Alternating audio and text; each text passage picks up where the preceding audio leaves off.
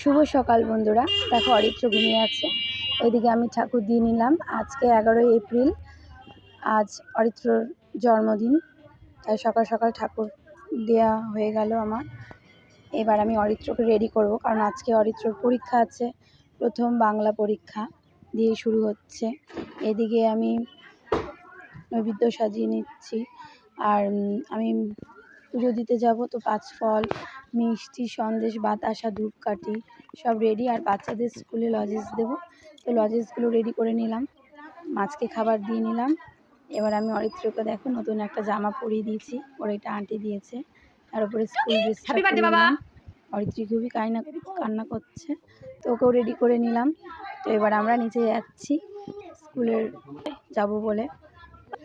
রাস্তায় চলে এসেছি, দেখতে দেখতে কামাখ্যা মন্দিরও চলে আসলাম, এখানে পুজো দিলাম। সবাই আশীর্বাদ করো আমাদের অরিত্র যেন বড় হয়।